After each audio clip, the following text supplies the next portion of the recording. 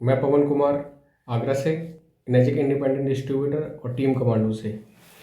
दोस्तों, अभी आप सभी को पता है कि रजिस्ट्रेशन करने के लिए प्रोसेस कंपनी ने चेंज कर दिया है इंडिया के लिए, और बहुत इजी प्रोसेस कर दिया है थ्रू ऑनलाइन। पहले हम फॉर्म फिल करके मेल करा करते थे, लेकिन अब ये ऑनलाइन हो चुका है। तो उसके प्रोसेस के बारे में आपको बताना चाहता हूँ। तो सबसे पहले हम ब्राउज़र में जाएंगे और inegic.co.in में जाएंगे।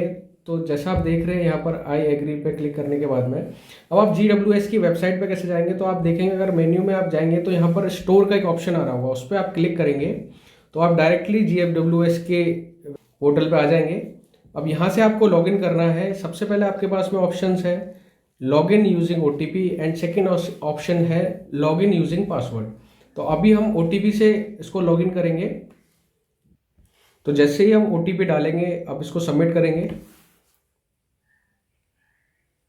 सबमिट करने के बाद में आप सभी के सामने ये स्क्रीन आएगा और उसमें कई सारे ऑप्शन होंगे, KYC update, new introduction, pre introducer list, post introducer list, my order list और सेल्फ परचेज।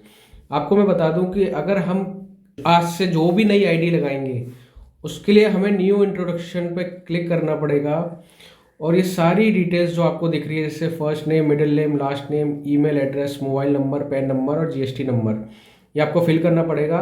और अगर कोई कंपनी है, प्रोप्राइटरशिप है या प्राइवेट लिमिटेड फर्म है, तो आप उसके फर्स्ट नेम में जैसे मान लीजिए for example PMRV trading private limited, तो आप PMRV ट्रेडिंग तो फर्स्ट नेम में रखेंगे और प्राइवेट लिमिटेड को लास्ट नेम में कर देंगे, राइट। उसके बाद में एंटर ईमेल एड्रेस डालना है, मोबाइल नंबर डालना है एंड पैन नंबर डालना है, राइट। और कंपनी का पैन नंबर आपको डालना कंपलसरी है, GST नंबर डालना कंपलसरी है, अदरवाइज वो फिर आप GST का क्लेम नहीं ले सकते हो। सेकेंड ऑप्शन में है लाइन इंफॉर्मेशन, आपका स्पॉन्सर ID एंड एनरोलर ID। अब इसमें मैं आपको थोड़ा सा समझाना चाहूँगा, यहाँ पर आप थोड़ा सा फोकस करिएगा। एनरोलर का मतलब वो है कि जिसके नीचे मशीन लग भी रही है और नहीं भी लग रही है। नहीं इसलिए है कि अगर मान लीजिए आपको सेल्स फैसिलिटेटर लगाना है, तो जिस व्यक्ति का सेल्स फैसिलिटेटर लगेगा उसी व्यक्ति के नाम से ID लॉगिन होगी।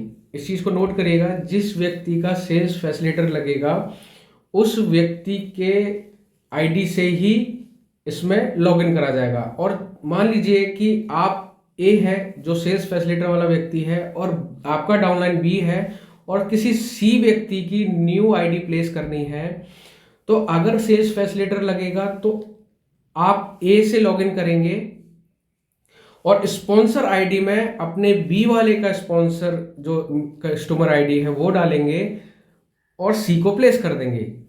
सेकेंड ऑप्शन ये है कि आपको सेल्स फैसिलिटेटर नहीं लगाना है, B वाले का ही नीचे C वाले को लगाना है और B को ही आपका एनरोलर बना रहा है, तो आपको B की ID से ही लॉगिन करना है और स्पॉन्सर ID में भी B का ही डालना है, जिससे कि वो जो मशीन है वो उसी के नीचे काउंट होगा और उसका जो टाइमिंग है उसी के माध्यम से बढ़ेगा।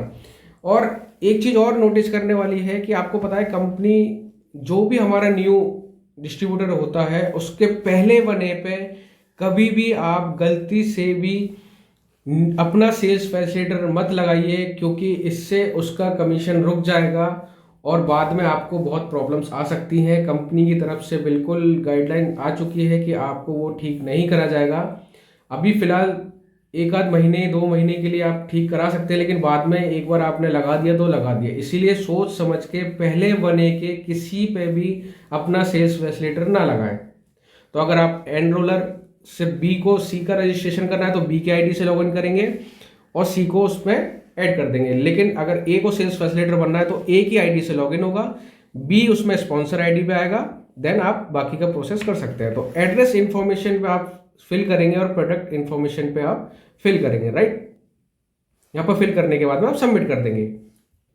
अब एग्जांपल के तौर पर ये मैंने फिल कर दिया, आप देख सकते हैं यहाँ पर सभी चीजें कैसे कैसे मैंने फिल कर रखा है। इसको करने के बाद में हमने प्रोडक्ट सेलेक्ट कर लिया, देन सबमिट कर दिया। सारी चीजें करने के बाद में अब अगर हम बात करें तो पेमेंट प्रोसेस पे, तो पेमेंट प्रोसेस पे देखेंगे आप ऑलरेडी अमाउंट पेड है, ये मैंने आपको दिखाया है, सारी चीजें हैं, ठीक है सर। यहाँ से कंप्लीट करने के बाद में आपके पास में ऑप्शन आएगा प्री इंट्रोडक्शन पे जाके। अब हम आते हैं इसके सेकंड पार्ट में। सेकंड पार्ट वीडियो का ये है कि जैसे ही आपने सारे चीज़ें डिटेल फिल कर दी, पेमेंट डिटेल फिल कर दी, तो कंपनी उसको अप्रूवल के लिए टाइम मांगती है। जैसे ही वो अप्रूव्ड हो जाती है तो यहाँ पर आपके पास ऑप्शन आता है क्रिएट परमानेंट आईडी।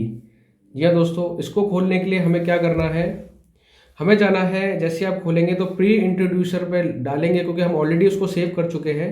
तो प्री इंट्रोड्यूसर लिस्ट पे क्लिक करेंगे, आप देखेंगे उस पार्टी का नाम आएगा और यहाँ पर क्रिएट परमानेंट आईडी पे आप क्लिक करेंगे तो सबसे पहले ऑप्शंस हमारे पास में आएंगे वो है पेमेंट मैपिंग का, राइट। तो पेमेंट मैपिंग का आप देख रहे हैं कि यहाँ पर ऑलरेडी पेमेंट मैपिंग हो रखा है।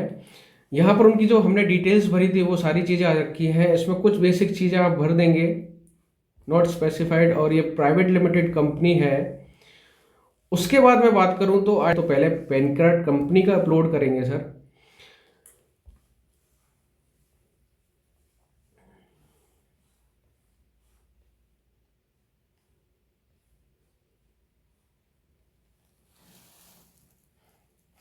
ये हमने पैन कार्ड अपलोड कर दिया। उसके बाद में जीएसटी नंबर अपलोड करना, जीएसटी कॉपी अपलोड करना बहुत ज़रूरी है, क्योंकि अगर आपको जीएसटी का क्लेम चाहिए तो आपको जीएसटी का इसमें डॉक्यूमेंट्स अपलोड करना पड़ेगा। ये कंपनी के नॉर्म्स हैं। अब आपके पास में ऑप्शंस आ रहा है यहाँ पर बैंक आईएफएससी कोड का, बैंक नेम का, branch name, account name and account holder name. तो इसको मैं फिल करता हूँ। तो ये सारी चीज़ें हम अपलोड कर चुके हैं, सारी चीज़ें फिल कर चुके हैं। नेक्स्ट आप देखेंगे note if you want to claim GST input credit. तो अगर आपको जीएसटी का क्रेडिट चाहिए तो आपको जीएसटी सर्टिफिकेट अपलोड करना पड़ेगा। अब हम यहाँ पर एड्रेस का पार्ट फिल करेंगे, permanent home billing shipping address, जहाँ पर आपकी मशीन्स डिलीवर होगी, राइट। तो अब इसको फिल करते हैं। तो ये एड्रेस का डिटेल मैंने फिल कर दिया है। अब यहाँ पर ऑलरेडी प्रोडक्ट जो हमने सेलेक्ट करा था वो आ चुका है, और इस सारी चीज़ों को हमने एग्री करके कंफर्म डिटेल पे क्लिक करना है। तो जैसे ही आप कंफर्म करेंगे तो देखेंगे यहाँ पर इंफॉर्मेशन सेव सक्सेसफुली हो चुका है। Order information, order detail, KYC update, सारी चीज़ें हो चुकी हैं। आपको माई अकाउंट पे क्लिक करना है और पोस्ट इंट्रोड्यूसर पे क्लिक करना है। जैसे ही आप सारी चीज़ें कंप्लीट, अब इसमें देखिए यहाँ पर ऑप्शन आ रहा है केवाईसी पेंडिंग, तो इस पर आप क्लिक करेंगे और यहाँ पर सारी चीज़ें निकल के आ जाएंगी। आपको कौन सा सिग्नेचर करना है, तो हम लोग अपलोड डिजिटली सिग्नेचर अपलोड करेंगे। आप सिग्नेचर पैड के थ्रू भी कर सकते हैं, डिजिटल सिग्नेचर भी कर सकते हैं अगर आपके पास में है तो, राइट। अब agreement, direct seller agreement, distributor agreement पे क्लिक करेंगे और सेंड ओटीपी पे क्लिक करेंगे। तो ओटीपी हम लोगों ने सेंड कर दिया। जैसे ही आप इसमें ओटीपी एंटर करेंगे उसके बाद अपडेट पे क्लिक करना है। Please click confirm and place order button show below on this page to confirm your order. Magic India processing shipment हो चुका है, और जैसे ही पेमेंट कंफर्म होगा यहाँ पर machine serial number, shipping detail, shipping carrier tracking number और shipping status serial number, सारी चीज़ें आपको इन्फॉर्मेशंस मिल जाएगी।